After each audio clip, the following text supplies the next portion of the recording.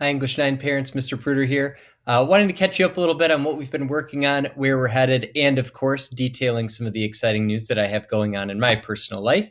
As I said in the email that got sent out to you, my wife and I are expecting our first child here in just a little bit, actually. So, because of that, I will be headed out onto paternity leave. So, I want to use this time to talk a little bit about, again, where we've been, where we're headed, but also how we want to make sure that we use this time really well that I'm out to build off of all of the work that we've been doing and to set us up for success as we move forward. On kind of that personal level, just so you know, my wife is doing great. The baby is doing great. The only small thing is the baby has decided to be a little bit stubborn and not turn. She is breech. And so because of that, even though the baby's doing great and my wife is doing great, they have scheduled a C-section for us. The reason I share this with you is because not that a C-section is necessarily something that we were hoping for, but the silver lining is it does actually give us a date, which for both me and my wife, who are both planners, is actually kind of nice.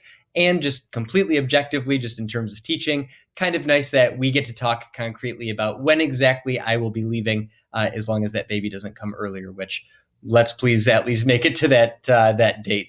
So I want to go ahead and show you a quick calendar here of what our next few weeks look like. It looks a little bit jumbled with the color coding, but hopefully we can work our way through it. Let me go ahead and walk you through this, and then we'll talk about how we're going to actually use these weeks to make sure that your students continue building on all the success that we've established thus far. So let's go ahead, take kind of a quick peek here. So today, of course, is October 12th. Today and tomorrow, I am teaching in person. I am in the building. That way I can meet a few students. On Wednesday, everyone is out every Wednesday anyway. But on Wednesday, we don't even have class as our upperclassmen are taking the PSAT and the SAT. Juniors taking the PSAT and seniors taking the SAT. So I won't see your students on Wednesday. Starting Thursday and then carrying over into next week, I will be teaching remotely. Here's why. If I were to test positive for COVID-19, even if I were to be asymptomatic, I can't be in the delivery room. I need to be in that delivery room. And so I'm really thankful to the administration for being supportive in this and allowing me to, starting Thursday, begin teaching remotely. What is that going to look like? In truth, it's going to look a lot like what these first 5 weeks have looked like. Your students have been on the computer and I've been on the computer. The only difference is instead of a whiteboard as my background, you're getting my bookshelf. That's really going to be the big difference. Now, let's also concede that some students are back in person. There will be a full-time sub in the room to help answer some questions, to take attendance, to clean the desks, all of those things. So there will be an adult with your students while I am teaching remotely and, of course, when I'm out on paternity leave. But for Thursday, Friday, Monday, Tuesday, Wednesday, for those 5 days, things are going to look and feel really similar. Plus, when we tack on today and tomorrow, Monday, Tuesday, that's our 7 class periods here, that things are going to feel pretty normal. Now, the 22nd is the day that Pauline is scheduled for her C-section. And so starting the 22nd, I'm out. So that gives me 3 weeks plus those 2 days, that Thursday, Friday, in which I will be on paternity leave. And I promise in a moment we'll talk in detail about what that looks like. I also want to talk a little bit about what happens with that week plus 2 days leading into Thanksgiving. Sorry, I'm kind of covering my calendar up there. So talking about the 16th through the 27th, I guess. So as we take kind of a quick look here, after the 13th, that's my last day on paternity leave. That 16th, I'm going to go ahead and start teaching remotely again, meaning English 9 will run as it has been. I'm still going to be teaching here just to make sure that we keep everybody safe and we give that little bit of grace period. The guest teacher will still be in the room working with students to answer questions, but this is going to be kind of that transitional phase in which I'll start remote teaching back up again. That gives us 7 class periods to get caught up on anything that I missed during paternity leave, and also go ahead and make sure that heading into Thanksgiving, we are in really good shape. And that way, when we come back, we can really, really hit the ground running. So it's kind of nice that paternity leave is going to get sandwiched with this kind of teaching in person / remote teaching, take a bit of a leave, and then come back and ease back into that a little bit. All right, so that's kind of what things are looking like calendar-wise. But of course, That's really exciting. But what are students working on while I am away? That is, in fact, the big question. Now, in truth, normally what we do is we have someone with an ELA background in the classroom during maternity or paternity leave.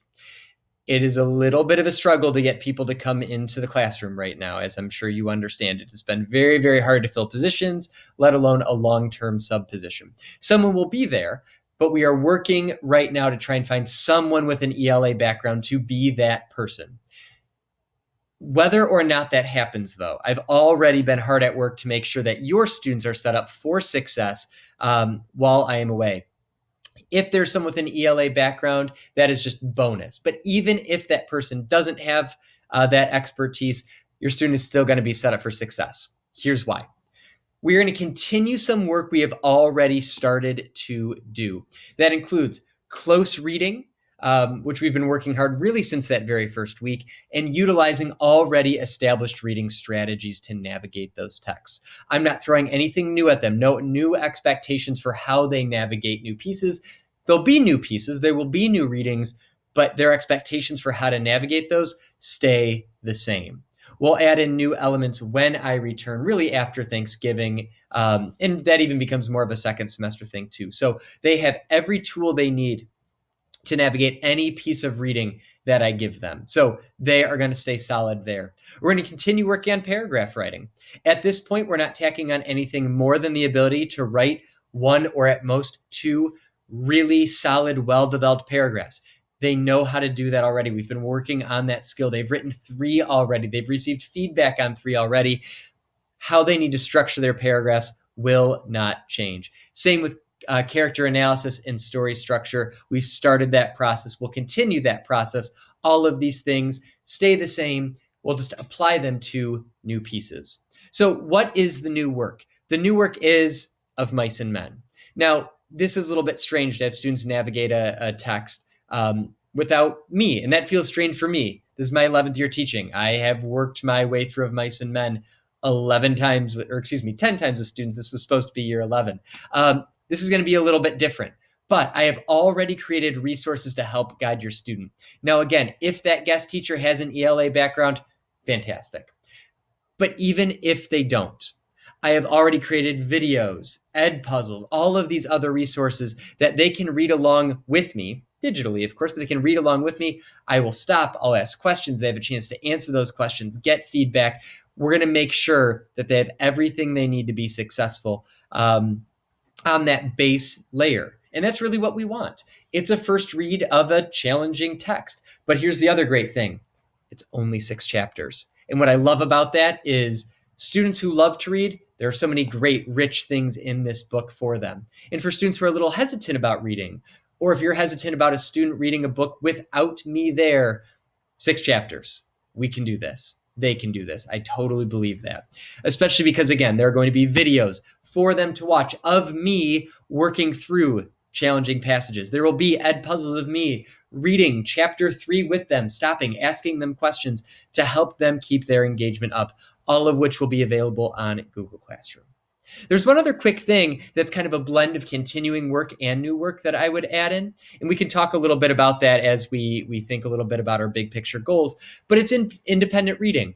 You heard this if you watched our first video that I put out, just kind of introducing you to the class for curriculum night, the value of independent reading. By the end of this week, every student will have a book in his or her hands ready to go. And that's going to be another great thing that we're going to start to build in. And that way they can start working on that reading stamina. They don't need me for that. We've done the hard work of finding them a book that I believe they're going to love. And certainly after these 3 weeks, we'll be able to get caught up on that. As we think a little bit about this reading, both independent reading and Of Mice and Men, we know that reading matters, and reading for 20 minutes a day independently matters. We are going to make sure we set up students to do that, and that way they can hit that 1.8 million words per year that we want to get them to. But if they're not quite ready for the 20 minutes, we will start structuring slowly in more digestible chunks. And we'll talk more about that as a class in the weeks to come. But this remains one of our big goals. But these were our big 4 goals that we've been talking about. We want to turn students into better readers, better writers, better critical thinkers, and more informed citizens. All 4 of these goals can be reached even when I'm out on paternity leave.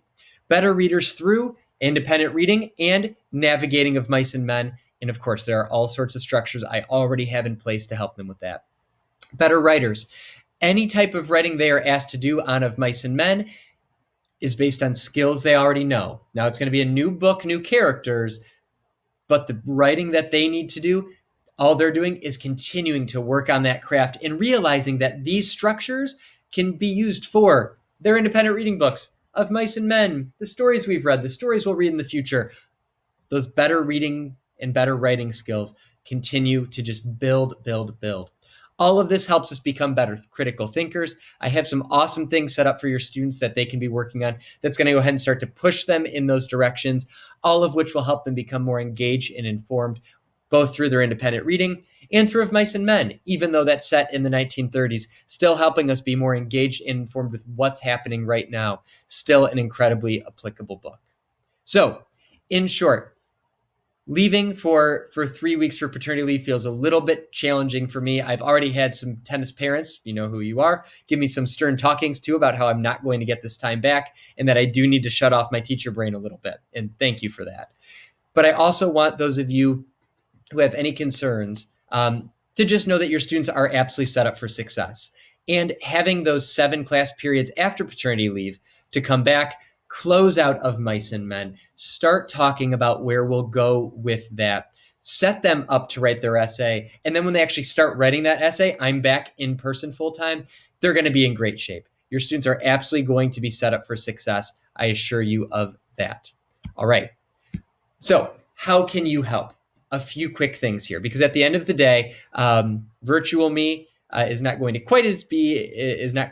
quite as good as me being able to be there and address unique questions. So how can you help? 1, share what it is that you are reading. Remind your students that you're a reader too. And if you would like a copy of Mice and Men, I would love to give it to you. You could read this together. But share what it is that you're reading and what you're coming across. That's incredibly, incredibly helpful.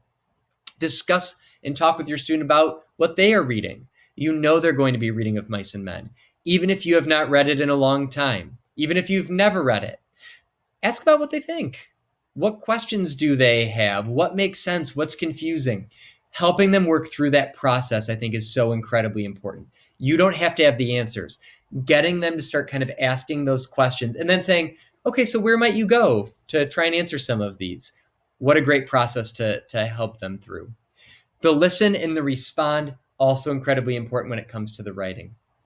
Students will still be doing a little bit of writing. Again, nothing new in terms of structure, but applying it to new characters and new events. Ask to hear what your student is working on. You don't need to be an expert writer yourself, although certainly that's helpful. They're going to hear their own inconsistencies if you read it out loud to them or if they read it out loud to you. If they won't let you do that, just ask if you can read it privately and then respond. Say, okay, I read your paragraph and I think this is kind of what you're trying to show. And your student's either going to say, yep, totally, that's what I wanted. Or they're going to say, well, yeah, but didn't you see? And you could say, ooh, actually, I missed that. You might need to make that a little bit more clear for your reader. Boom, off they go. The work is still on them. You do not need to be an expert. And last but not least, that big read down there is just kind of a nice encapsulation of whether it's talking about what they are reading of Mice and Men, whether it's you reading one of their writings. Don't try to be the expert, or don't feel the pressure to be an expert, perhaps I should say. Just have that conversation. The first step to interpretation is being able to react and to summarize. Help your student with that process. And if you do that, then your student is going to be in great shape and we can continue to hit these big 4 goals. Folks, thank you so much for your support in all of those great things. Being a part of the South Lyon community is such a pleasure because we're lucky to have such great students and such great parents working with such a great staff. So we appreciate all of that. I also look forward to hopefully seeing you on Thursday night for parent-teacher conferences. Now, it is parent-teacher conferences, but don't let your students talk you out of something I'm going to ask of you, which is to invite your student to join us. Yes, it's parent-teacher conferences, but it is so much better to talk with your student than about your student. So please, please, please ask your student to attend these with you. It would be a wonderful thing to have them on the screen with you as well. So I hope to see you Thursday night. I hope to see your student Thursday night, and to talk about the exciting work that we have already done, the exciting work that we are headed into, and of course, the exciting work we have ahead of us. Thanks so much for taking the time to watch this video, and I look forward to our future few weeks together. Thanks again.